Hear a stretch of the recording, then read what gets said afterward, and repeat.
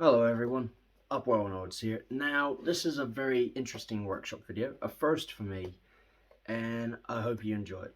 Basically, I am giving my original W4 Peckett Manchester Ship Canal number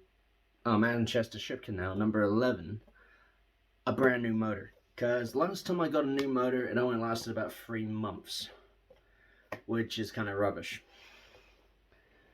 And well, just in case, I bought two. So I got one spare, just in case the other craps out. So, let's get started. So what we have here is the Peckett body removed. This is the chassis, the body. This is the resistor for the motor. Got to wire that on. Solder that on. The motor cover. And, well, right here, I have the old motor. Now, I thought the old motor was burnt out. Turns out, I was kind of wrong. Because, here is the old motor. And I bring the 9-volt battery to the terminals of it. I'll just bring this up to the camera so it's easier to see. 9-volt battery to the terminals and... oh, come on. It's a runner. Oh gosh. So I ripped out a perfectly good motor. Oh no. I found out what it was though. On the wiring loom of the loco, we had a severed wire. So I just fixed it up and gave it a go over with some black paint to insulate it as best I can. Now, to make sure I don't wire this thing backwards, I actually took one of my other locomotives apart and got a few pictures printed so I can figure out which way the motor goes. From what I can see, this grey wire goes on top and this red one, or orange one, goes at the bottom. Now to do that, to make sure the resistor fits as well, is going to be hard. Really, really hard, I might add. So I might grab out one of my other W4s just to get a good comparison. Yeah, here we go. London Authority, or Port of London Authority. I'm just going to quickly get this one out of its box, the body off, so I can get a good comparison between the two. Because photos can be good, but it's always good to have a real good stand-in right next door to it.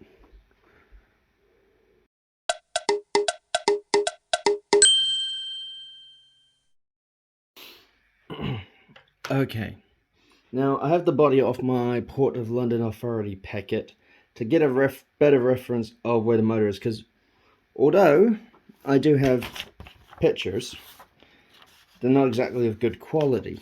So this tells me better. And as we can see, the little resistor bit, if the focus plays game, thank you. If the focus ever plays game, I'll be surprised. We see that the long leg for the resistor goes with the grey wire. I gotta remember that as I wire it up. Now, let's begin. If I had a nurse and said scalpel, oh man, that would have been funny. Okay. It's a very smooth feeling motor. Now, just gotta try and figure out how this will fit in, taking reference from the machine.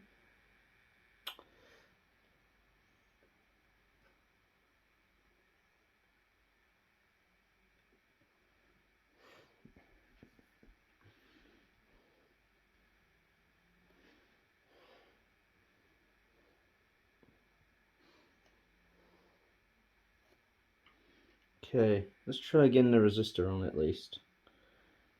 So, yeah. I have to remount these two little blobs of solder. So, bring in the little soldering arm down so I can work on this a little better. What the heck's paper doing in there? Oh. Alright. Now I have me a flux pen. That should help a bit. Just make sure it works. Oh yeah, we got plenty of flux there. So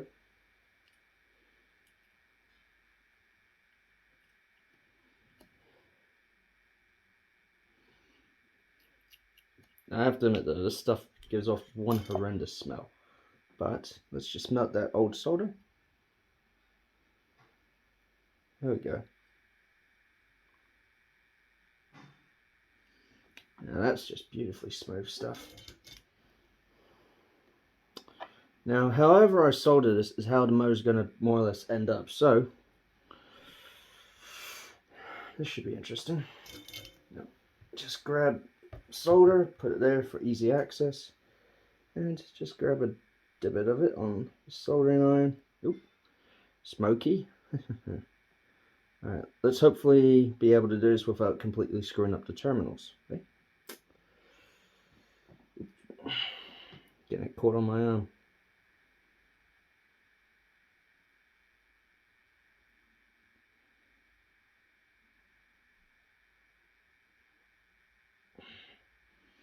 I think I know why it's not working. I didn't tin the little nubs on the motor. Put a bit of flux on there so the solder can flow onto it a bit better. There's a bit on there.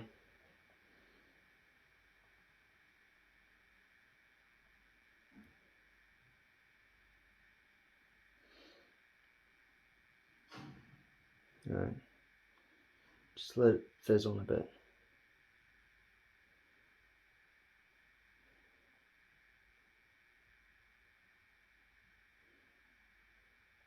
One thing I learned from watching the videos by Tony White, who is an artist and knows his stuff, is that you let the iron do the work. You don't dab it, you don't muck with it, you let it do its work.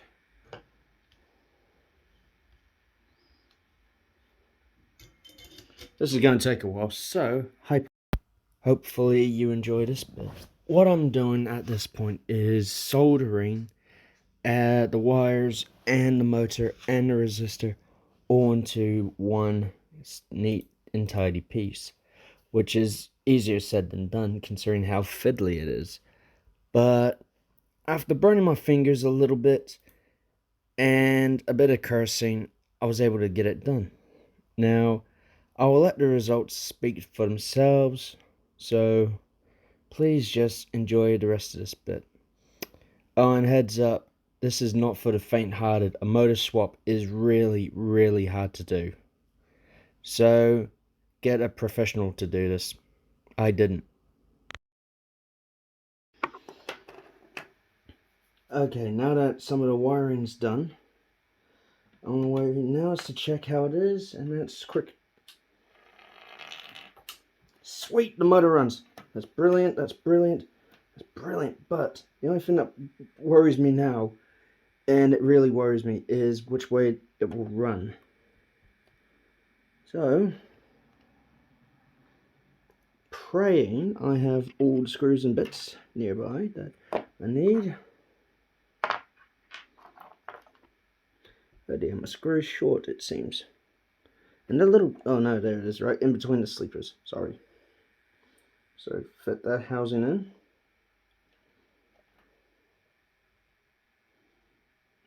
No, is it? Yeah, that way around, sorry.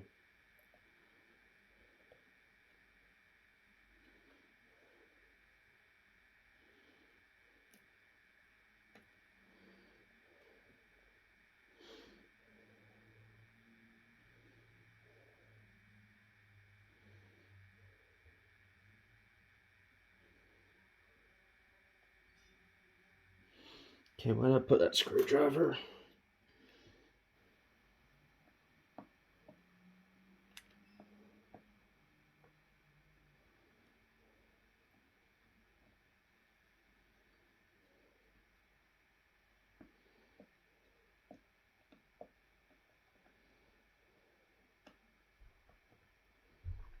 Now I can't have it screwed down too hard, otherwise I fear of splitting something. Oh, or catching wires, as it seems.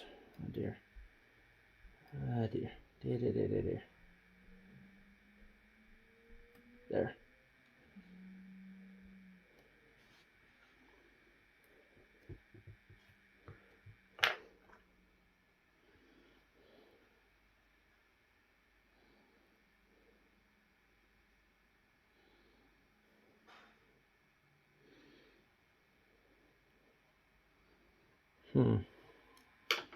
Okay, I'm just having a look how my reef fit's done.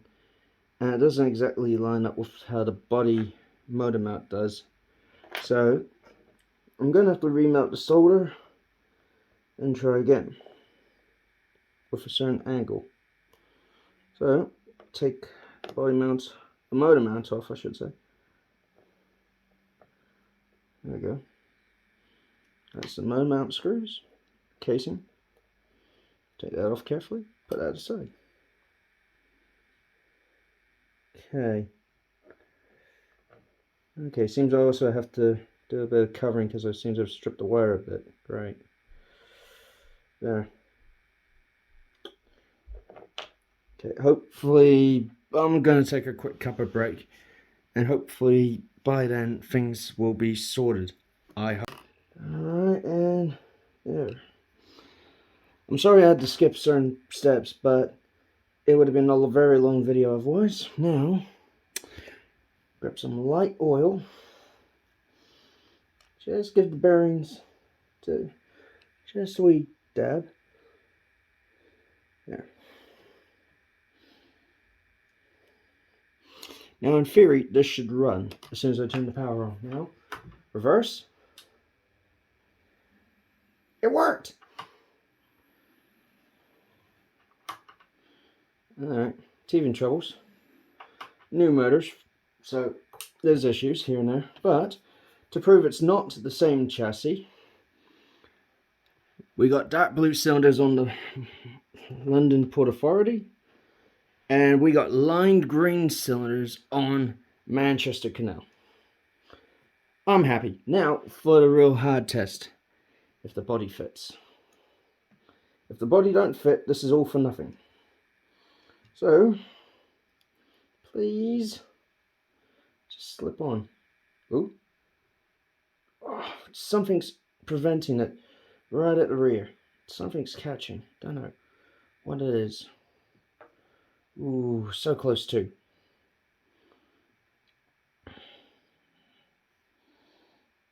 I think I know what it is.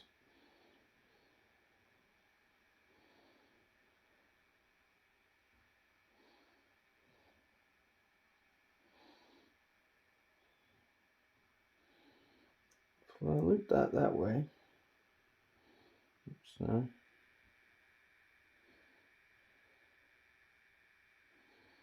Loop that around there.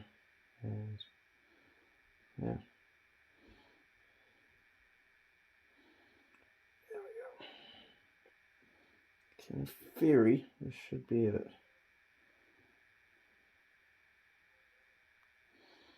Okay. In theory, that should do it. So, just gently put the body on, rock her on, and it fits. Brilliant! Manchester Ship Canal is alive and well again. I'm happy. For the first time in about a year, my Peckett is alive again. Sweet!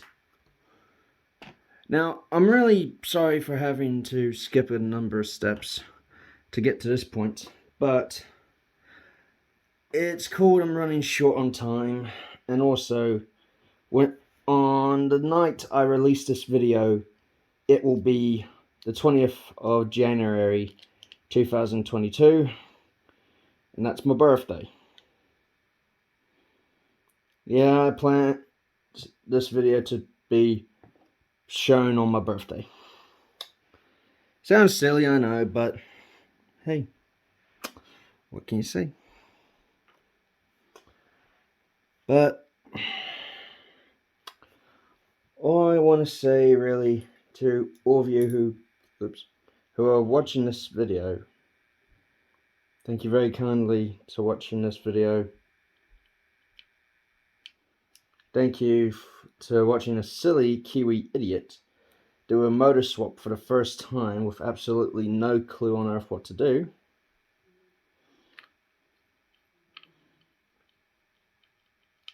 There we go. Check the running with every screw tighten, because you don't want to over tighten it up, because sometimes that strains the motor. But also I want to say thank you all for watching this video from the bottom of my heart. I make these videos all for you to watch. Now that my little Peckett is finally working again, I can happily say this is upward and onwards, proudly saying, see you later.